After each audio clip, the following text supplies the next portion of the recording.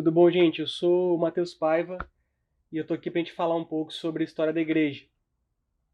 Eu sou estudante do sétimo período de teologia, eu tô me formando já, e o tema de história da igreja me interessa muito. Então, qual que é a nossa proposta aqui nesse curso? Dar para vocês um panorama geral, introdutório, de tudo que aconteceu com a igreja, os grandes eventos históricos e as grandes mudanças que ocorreram na igreja, desde o dia de Pentecostes até os dias atuais, tá bom? Eu estou fornecendo para vocês aí também, vocês vão encontrar em algum link, a gente vai arranjar algum jeito de enviar para vocês. Um material em PDF, esse material está baseado em diversas fontes, mas especialmente no material que eu estudo e pesquiso na Faculdade de Teologia, tá? na UMESP. Então vamos para o que interessa. Obviamente a primeira pergunta é, quando começa a igreja? E a igreja começa justamente no momento em que os discípulos são cheios com o Espírito Santo, eles pregam e 3.000 pessoas se convertem. Jesus já tinha sido assunto aos céus, agora quem estava se relacionando com os discípulos, quem estava ali na presença dos discípulos era o Espírito Santo. E desse momento em diante a gente vai ter a estrutura de igreja. Nesse primeiro momento, quem lidera a igreja são os discípulos, são os 12 que caminharam com Jesus, que foram testemunhas oculares, eles viram e presenciaram os ensinamentos de Jesus, os milagres que Jesus realizou. Então esses caras, esses 12, juntamente aí com Paulo depois, vão ser os primeiros líderes da igreja nesses primeiros anos da igreja. E isso vai começar aí lá pro ano 30, 40 e obviamente no século I depois de Cristo. Essa primeira igreja a gente consegue, é uma igreja que a gente conhece bastante. Por quê? Porque a gente consegue ler sobre ela lá no livro de Atos, a gente consegue entender muito do que estava acontecendo nela, lendo as cartas de Paulo e lendo as cartas dos apóstolos. A grande crise teológica dessa primeira experiência de igreja é uma coisa que a gente que está aqui no contexto do século XXI muitas vezes se esquece. Mas o que a gente tem que pensar é que essa primeira experiência ela é liderada por judeus, ela está num contexto judaico e o próprio Jesus vai ser visto por... Ele era um judeu. Então a grande crise, a grande questão dessa primeira experiência de igreja é a ligação do judaísmo com o cristianismo. Até que ponto uma coisa começa e a outra termina.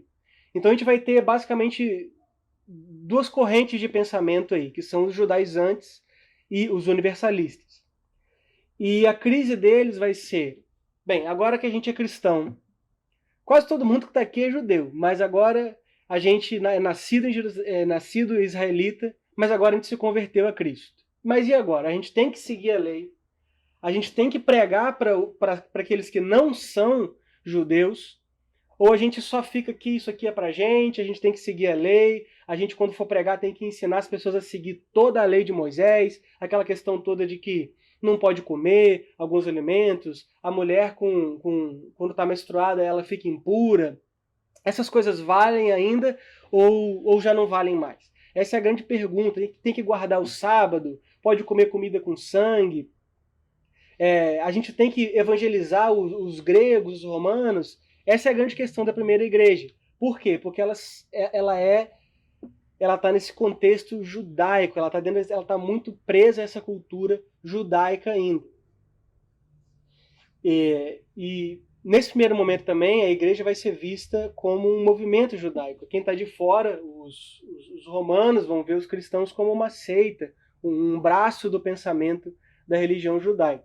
Isso vai mudar só posteriormente. Bem, uma coisa interessante que aconteceu nesse período também é, claro, os escritos do Novo Testamento. Nesse período foi escrito todo o Novo Testamento. Vocês vão encontrar no material aí em PDF, que vocês vão poder ler com calma, mas só a título de explicação. Os primeiros livros que foram escritos, ao contrário do que muita gente pensa e do que a gente lê na Bíblia, né, porque os primeiros livros que a gente encontra no Novo Testamento são os evangelhos, né, Mateus, Marcos, mas não foram os primeiros livros a serem escritos. Os primeiros foram Tiago, Gálatas, 1º e 2º Tessalonicenses, só depois Marcos, Mateus, 1º e 2º Coríntios e Romanos.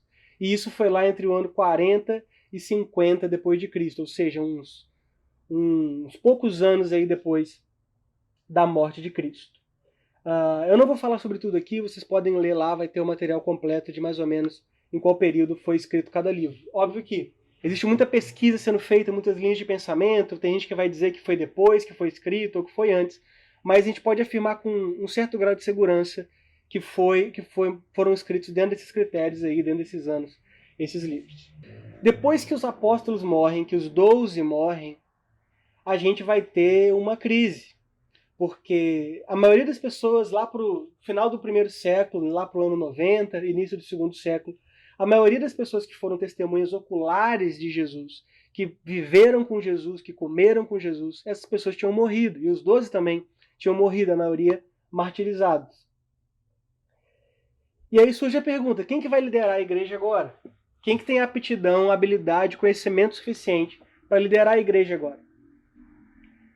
E aí a gente vai ter uma segunda fase da igreja, que é chamada da era patrística, ou a era dos pais da igreja. E essa era vai se estender desde o final do século I até mais ou menos o século VIII, então vai durar bastante tempo, aí, quase 700 anos desse período da igreja. E por que esse período vai ser chamado de patrística? Por dois motivos. Primeiro, porque esses líderes não eram os 12, né, os 12 escolhidos por Jesus lá atrás, mas eles receberam a autoridade deles para liderar a igreja.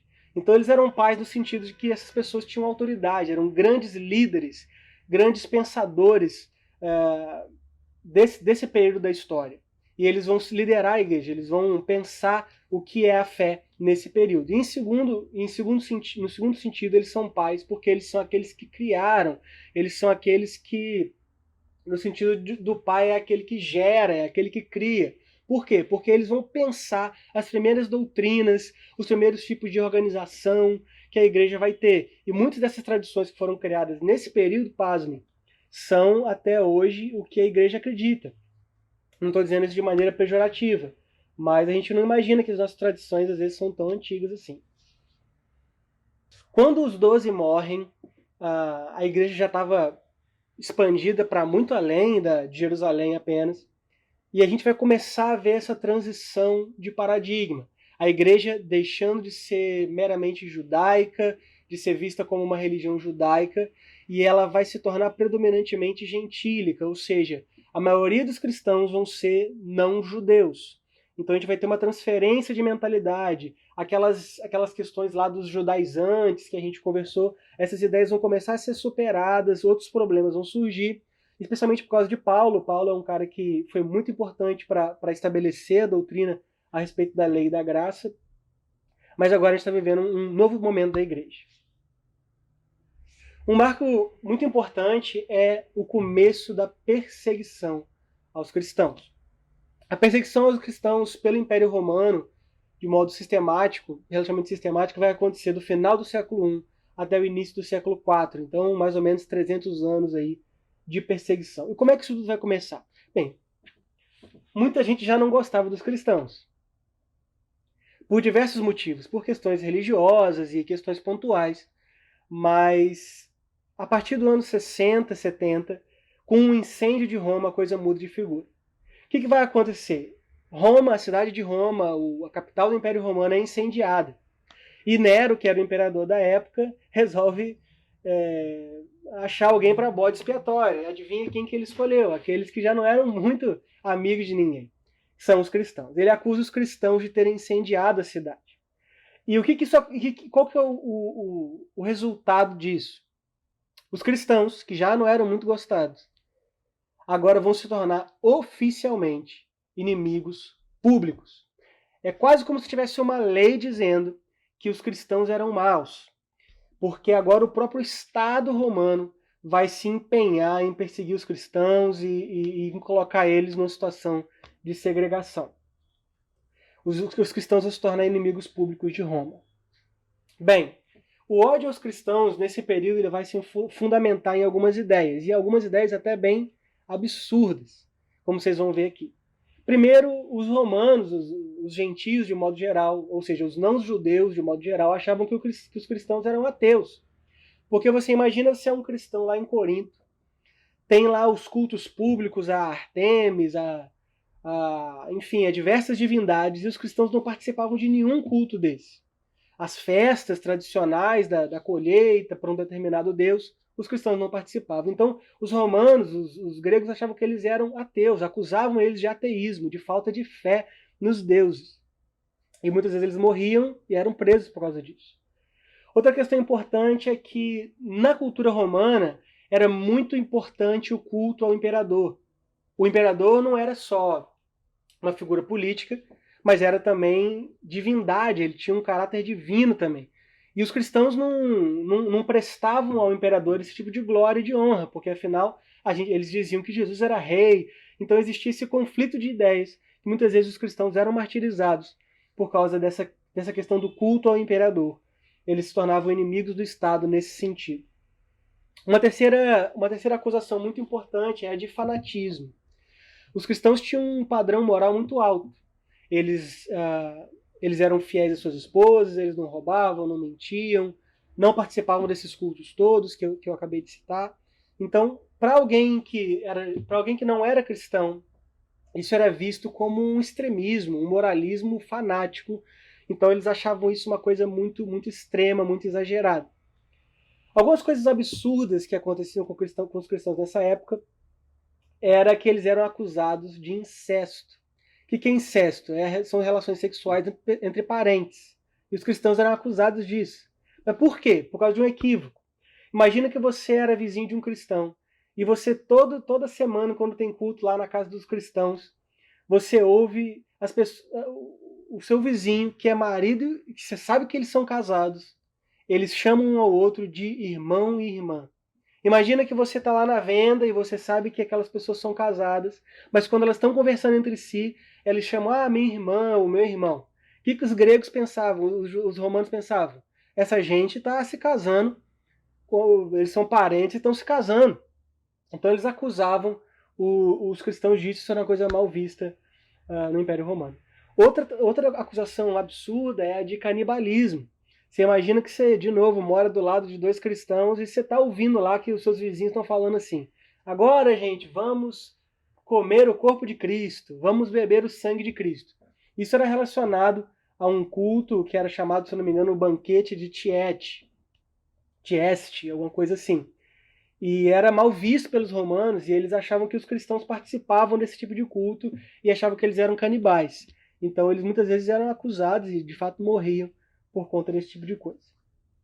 Bem, um erro muito comum que as pessoas cometem quando pensam na perseguição aos cristãos é achar que ela acontecia o tempo todo em todo o Império Romano. Isso não é verdade.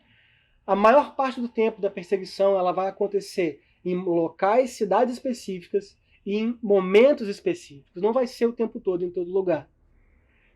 A perseguição de Nero, por exemplo, na ocasião lá do incêndio, ela vai se dar somente em Roma. Ela não vai se espalhar por todo o Império. Quando acontece lá o incêndio, os cristãos são acusados. Somente no final do século III e no começo do século IV, a gente vai ter uma perseguição sistemática aos cristãos em todo o Império. Todo o Império Romano. E aí sim a gente vai ter uma situação totalmente caótica. Bem, como resultado dessa perseguição, a igreja vai tentar uma resposta. E a resposta do segundo século para a perseguição vai ser uma escola de pensamento chamada apologética. A palavra apologética vem do grego apologia, significa defesa verbal. Então, o que esse grupo vai fazer? Vão se levantar pensadores que vão fazer uso da filosofia e da retórica grega para poder defender a fé cristã perante os romanos. Eles vão fazer isso, obviamente, por uma necessidade urgente, por uma questão de sobrevivência, uma vez que eles estavam sendo perseguidos, e perseguidos, na maioria das vezes, injustamente, debaixo de mentiras e calúnias. Eles vão se ver forçados a se defender perante os romanos.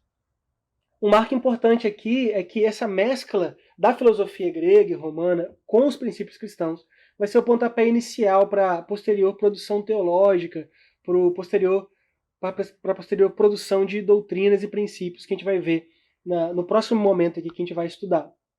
Mas pela primeira vez, no primeiro momento, a filosofia grega, o modo de pensar sistemático da retórica da filosofia grega, ela vai ser fundida aos princípios cristãos. Então, o que esse grupo fazia? Eles escreviam cartas explicando a fé cristã e defendendo a fé cristã e também defendendo a moral de pessoas de cristãos que estavam sendo acusados, de líderes que estavam sendo acusados ou presos. E eles escreviam cartas com essas defesas e enviavam essas cartas a pessoas importantes do governo romano, por exemplo, juízes, governadores e até para os próprios imperadores da época. O objetivo deles era tentar moldar a visão romana do cristianismo. A gente sabe que não deu certo, mas foi uma resposta e um marco muito importante dentro da história da igreja. Isso vai acontecer mais ou menos no século II. Enquanto isso, enquanto a perseguição estava se acirrando do lado de fora, do lado de dentro da igreja estavam acontecendo ataques muito importantes também. A partir do final do século I, a gente vai ter uma escola de pensamento surgindo, que é chamada de gnosticismo. Esses caras vão fazer uma atrapalhada muito grande dentro da igreja, especialmente nesse momento aqui, nessa era da patrística, e eles vão acabar provocando a igreja a ter resultados muito importantes posteriormente. Mas enfim, quem que eram esses caras? Quem que eram os gnósticos? Eles vão surgir a partir do final do século I. E é muito difícil explicar exatamente quem eles são, porque existiam muitas linhas de pensamento e muitos tipos de gnosticismo. Mas, de modo geral, o que a gente pode dizer é que essas ideias vinham de filosofias e religiões de fora do cristianismo. E esses caras tentavam assimilar, tentavam agregar essas ideias ao cristianismo.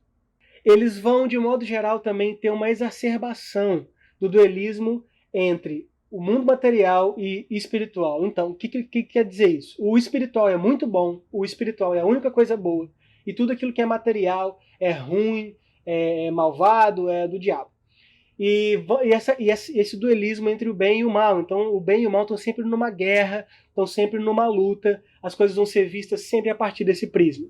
E qual que é o problema disso? O problema é que eles vão começar a dizer que o mundo é mau, né?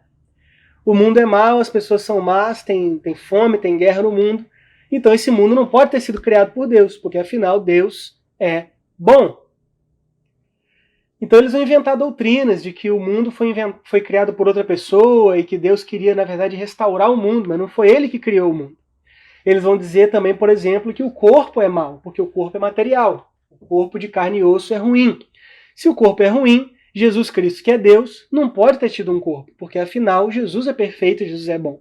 Então eles vão debater esse tipo de coisa e essas ideias vão começar a entrar dentro da igreja e vão ser muito nocivas.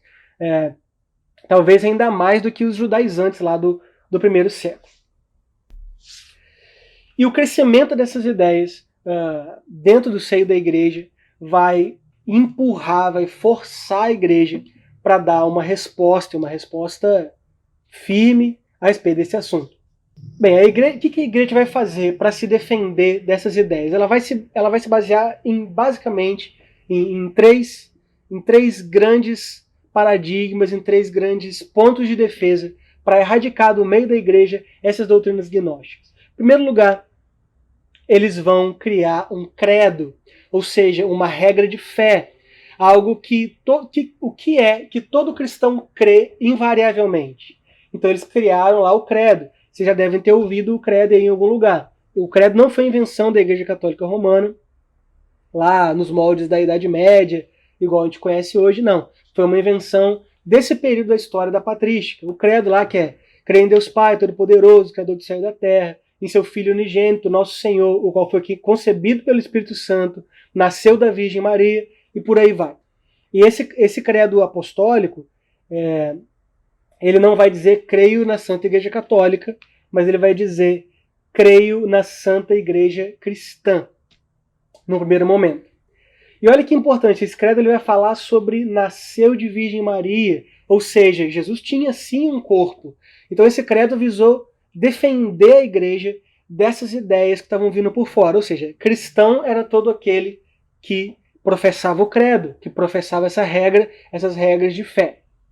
Bem, uma segunda grande defesa da igreja foi a criação de um cânon. Os gnósticos estavam escrevendo um montão de coisas. Eles estavam escrevendo vários livros que tinham todo tipo de esquisitices e loucuras e estavam dizendo que esses sim eram os livros oficiais, eram os livros santos, inspirados por Deus e que a igreja deveria ler.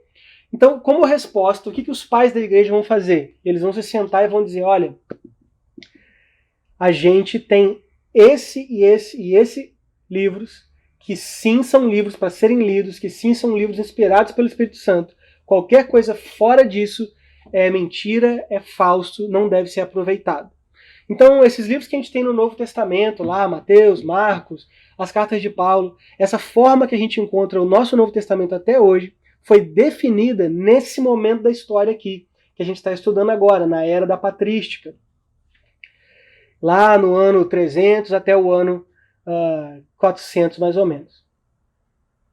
E o que os pais da igreja vão usar para definir quais eram os livros canônicos, quais eram os livros inspirados por Deus e quais deveriam ser rejeitados? O principal método que eles usavam era a tradição da igreja.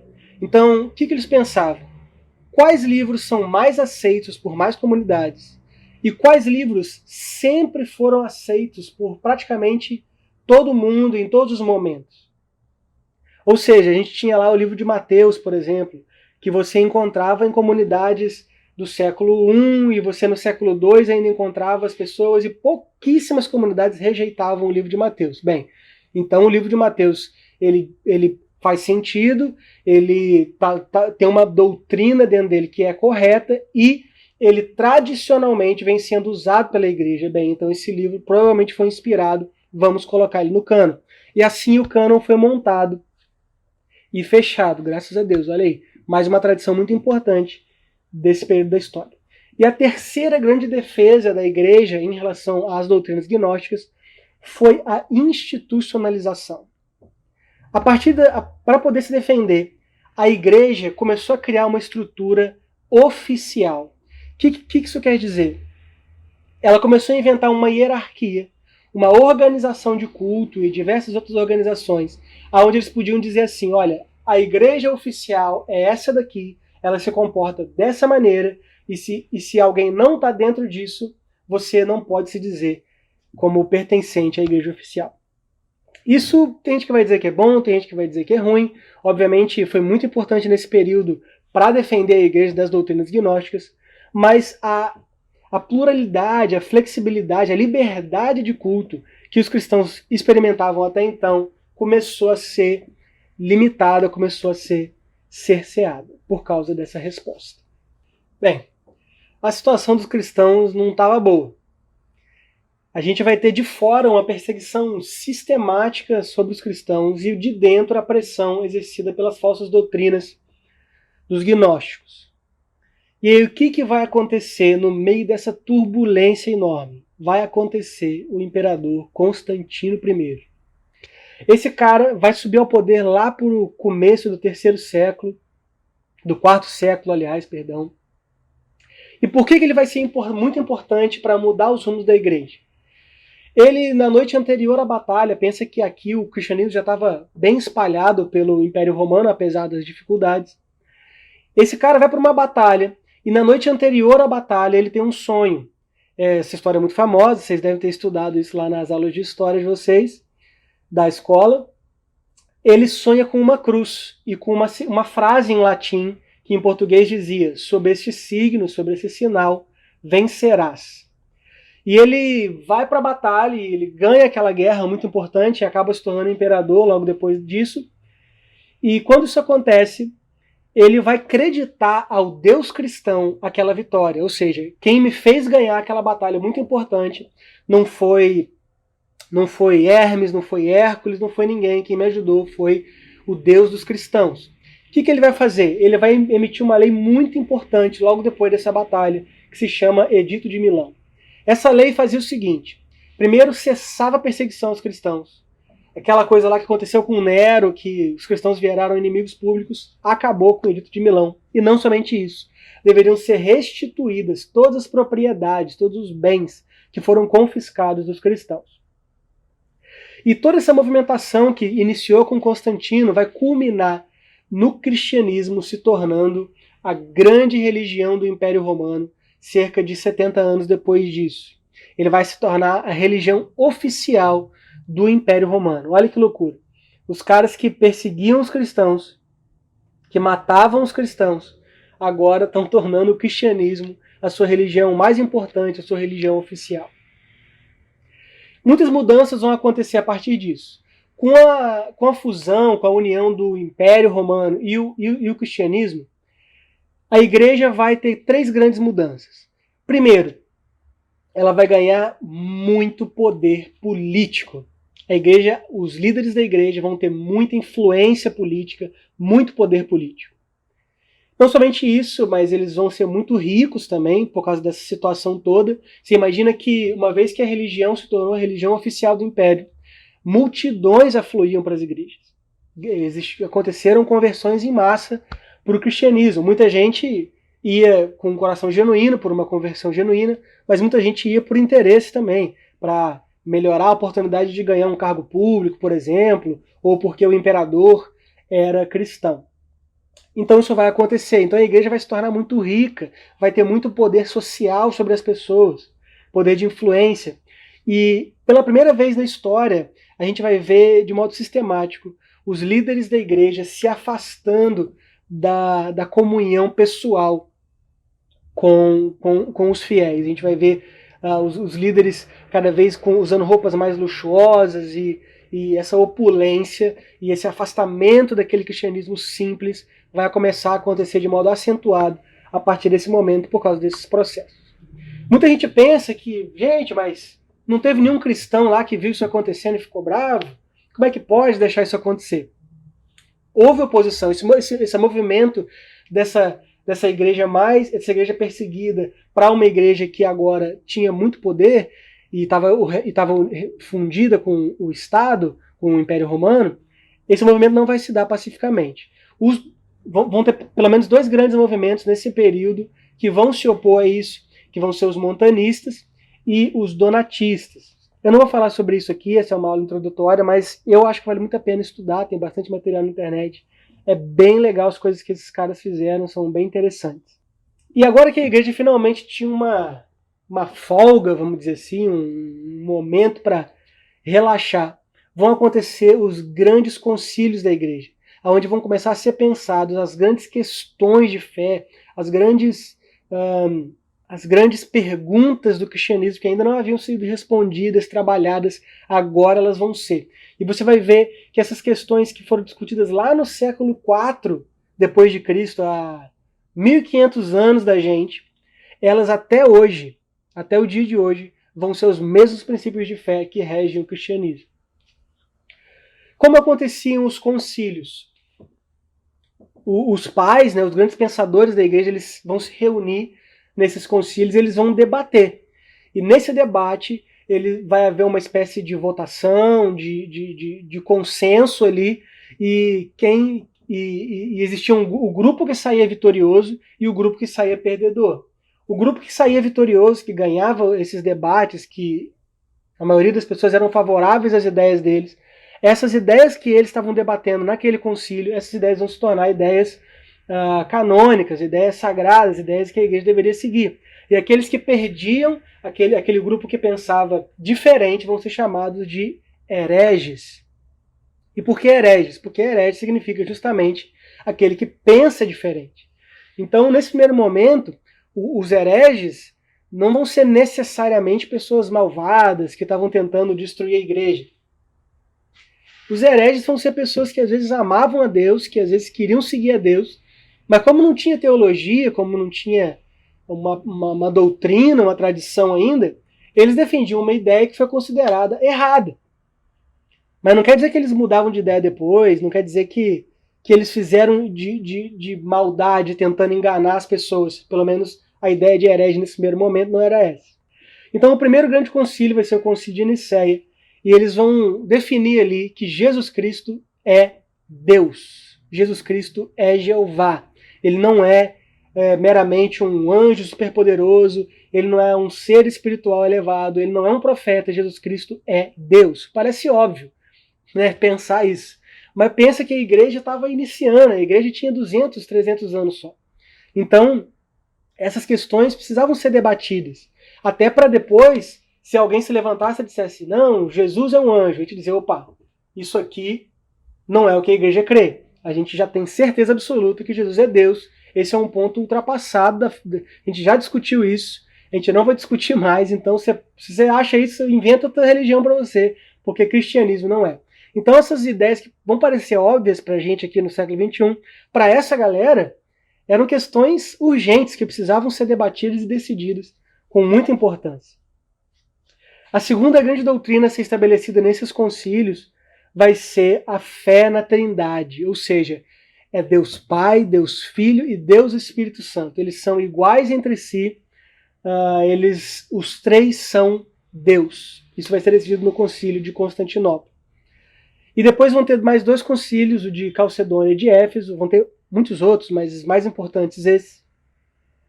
E nesses dois últimos de grande importância, vai ser definido que Jesus Cristo possui duas naturezas. Ou seja, Jesus Cristo ele é 100%, ele é plenamente Deus, ele é plenamente homem. Essa é uma questão que até hoje é controversa, né? A gente vai ter várias religiões que discordam disso, porque é um ponto difícil, mas essa ideia do cristianismo, esse modo de pensar do cristianismo foi definido aqui nesse momento. Uma coisa importante para pensar é que um cara que é muito famoso e que é desse momento da história é o Agostinho, o São Agostinho. Ele vai ajudar muito a pensar essas questões todas que a gente está colocando aqui e a pensar a fé nesse primeiro momento da igreja. Ele vai ser um pai da igreja muito importante no momento da história que ele ocupou. Uma coisa importante para a gente notar é que quando eu falo de igreja aqui nesse período, a gente não está falando da igreja católica, que já era a igreja católica nesse período, mas não é o mesmo tipo, os mesmos moldes da igreja católica romana da Idade Média, que fazia as cruzadas, que matava as bruxas, que tinha toda aquela opulência. Ainda não era essa experiência de igreja católica romana, apesar de que ela gradualmente estava chegando nesse estágio que a gente vai estudar depois. Enfim, a gente vai ter, a partir desse momento, depois desses concílios, a gente vai ter uma mudança muito importante na história do mundo, não somente na história da igreja. A gente vai ter o fim da Idade Antiga, o fim da Era Antiga e o começo da Idade Média. E como que isso vai acontecer e quais vão ser as influências desse período para a igreja especificamente? Vão ser algumas grandes mudanças que vão acontecer. Primeiro, o Império Romano vai cair. Ele vai ser invadido pelos bárbaros. Então toda aquela extensão territorial enorme que quem dominava eram os romanos. Você imagina que ele ia lá do norte da África, pegava o Oriente Médio, ali um pedaço da Ásia Antiga, né, e subia até a Europa. Então era uma extensão muito grande e eles começaram a ser atacados pelos bárbaros, enfim, caíram. E a gente não vai ter mais um grande império, mas vários pequenos estados. Obviamente que a igreja vai ser afetada por isso, porque ela era a religião oficial do Império Romano. Sem o imperador, para ser essa grande potência política, a gente vai ver gradualmente a imagem do Papa. O Papa, a partir desse momento, ele vai se tornar cada vez mais importante dentro da igreja e, consequentemente, dentro desses estados que estão sendo criados, né, inicialmente feudos e depois estados. Uma terceira questão importante dessa transição, dessa grande transição de paradigma para a igreja, vai ser um cara chamado Gregório Magno. Ele vai ser um papa do século VII e ele vai restringir, ele vai limitar muito a produção teológica da igreja. Ele vai dizer, olha, chega de pensar coisa nova, agora a gente vai ficar estudando só o que a gente já encontrou, só os pais, só o que já foi escrito. Então a produção de teologia vai ser muito limitada, os teólogos, os pensadores do cristianismo, os líderes da igreja vão ter que pensar dentro daquele molde ali. Isso vai ser importante para esse próximo período da história da igreja. E outra questão muito importante é que, agora que já não tinha mais Império Romano, a igreja católica vai se unir ao Império Carolíngico, que é o Império Franco. Eles vão ter várias conquistas militares aí nesse momento da história que eu estou citando. E junto com a expansão do Império Franco, a religião católica, o cristianismo católico, vai se expandir também.